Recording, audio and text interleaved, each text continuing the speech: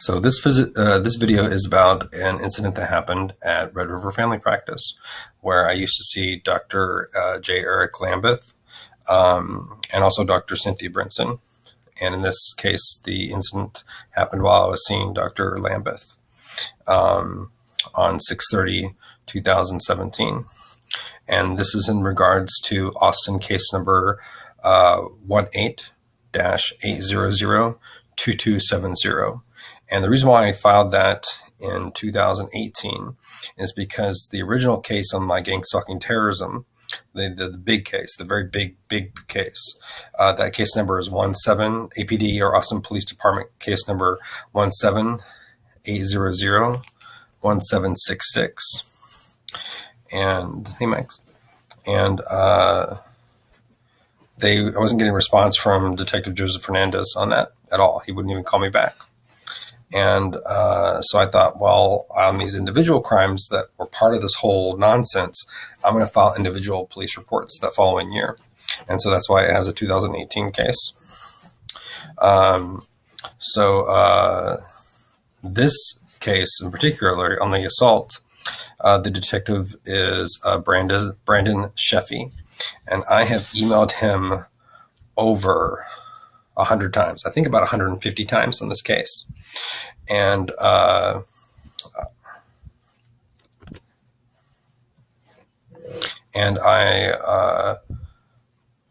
had also been emailing detective and calling Detective Joseph Fernandez. And in the description, you can see where you can see my communications log with them, or link to the document that has the communications log. And not one of them has given me a phone call back or responded via email. The sad thing about this is that the suspects in this case, the ladies involved at Red River Family Practice, actually confessed to Dr. Lambeth and or the office manager there, or over the bosses there. So here's the story about what happened. So during the time around June, or around that time, before my visit on June 30th to the Red River Family Practice 2017, the voices that we've already determined, or I've already determined was not schizophrenia, had been starting to tell me details about past visits to Red River Family Practice, in particular visits that happened while I saw Cynthia Brinson over 10 years ago, and long before these people were in my life. And I was like, how would they know that? Because there were details about visits that like no one would know about. I wouldn't have told anyone. They weren't that big of a deal, but it wasn't something I would share with anyone. And like they dropped pieces of information from past visits. And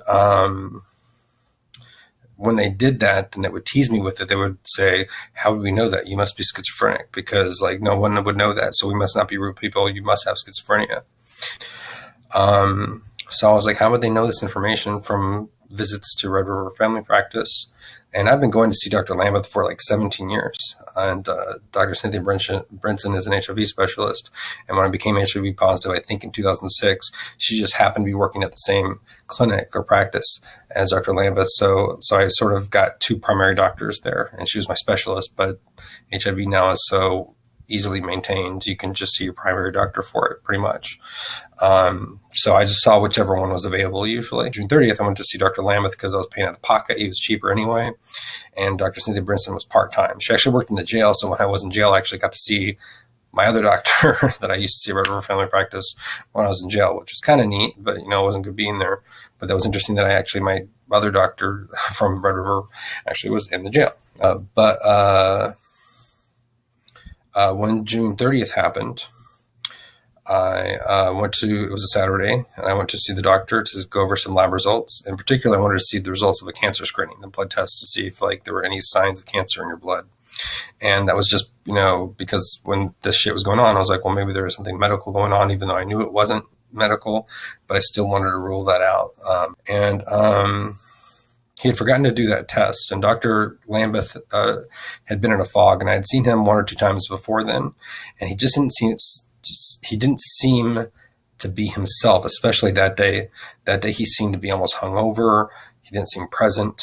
I asked him like why when I had asked for a cancer screening before and he was supposed to run that test, he gave me this little sheet of paper to call an imaging service to have a scan of my body done, not for cancer, but for calcium screening. And I was like, why would you give me that? And he said, I don't know, maybe because it's CA. They both start with CA. And I didn't really buy it. I didn't really buy it at the time, but I think he was a victim now because since that incident, they have zapped my head in a certain way that really causes it to lose function, for your brain to lose function, and you really can't think of things, even simple things. Like one time when I was in Maynard, they did that, and for a second, couldn't think of where I was.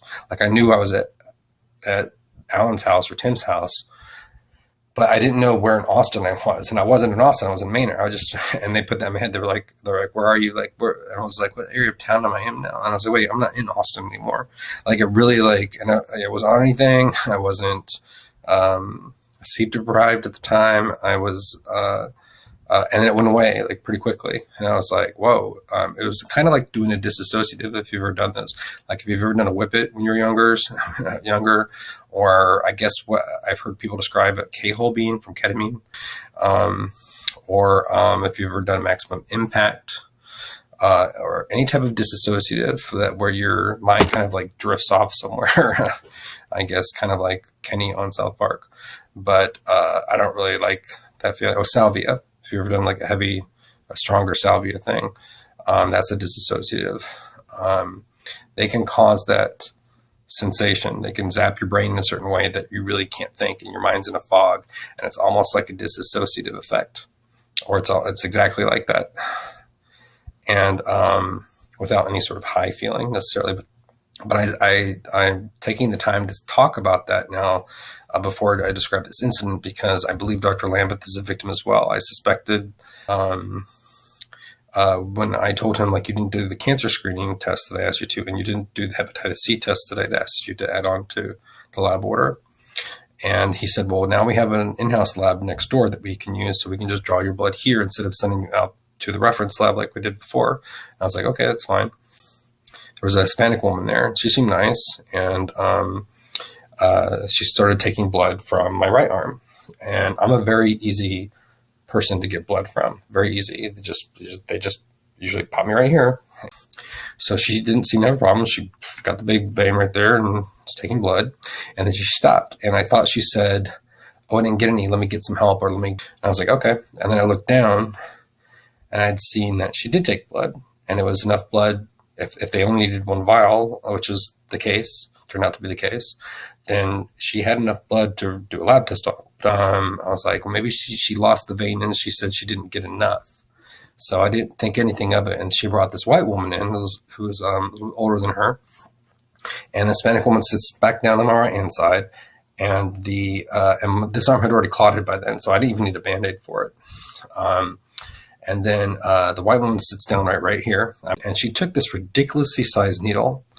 And I don't even know if it was sterile, but it looked like a needle. I joke about how it looked like it was a needle from 1985. It was not a needle that anyone would ever use to draw blood from in this day and age. It was too big.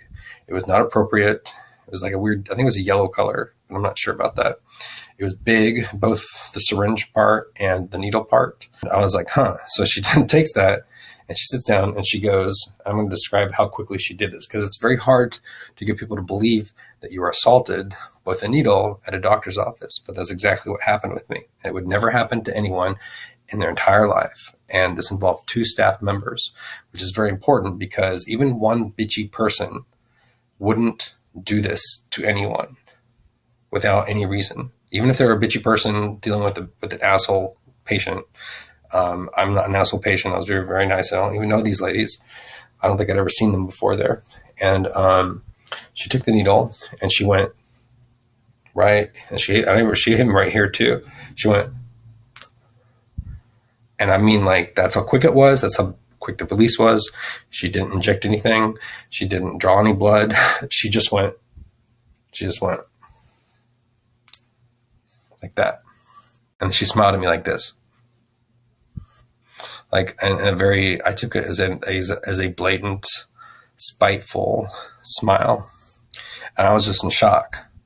And then both of the ladies were looking at each other, smiling in a creepy way, and all I needed was, don't even think I needed a Band-Aid on this arm. At the most, all I needed was a single Band-Aid for this arm. This one arm I caught quickly. I don't usually have to keep the bandage on after a lab, but they wrapped me in excessive medical tape in a sloppy manner. And so I left the office, and then the voices started up, and they were like, you're like, they were trying to make me feel like a street junkie. Not that those people deserve to be treated badly either, but they were demoralizing me. And I was in shock, so I didn't confront the ladies at the time. And, but I left the office feeling angry, confused, sad, hurt. I was demoralized. I was pretty furious. And then, but I was also confused. And when I confronted, and it took me like 2 or 3 visits with Dr. Lambeth, and I told him about it. And he's like, well, maybe they're just being a bitch. And I'm like, nobody would ever do that. And I'm like, you don't think that all these weird things that are happening to me, you don't think that this is important? Because that would never happen to anyone. Like, who would, like, no one just stabs someone with a needle for no reason. Like, someone put them up to doing that. And it involved 2 people. And it wasn't just stabbing, like the lady lied to me. And I didn't tell them about the release of healthcare information. But when the incident happened, I was like, that's how they got the information.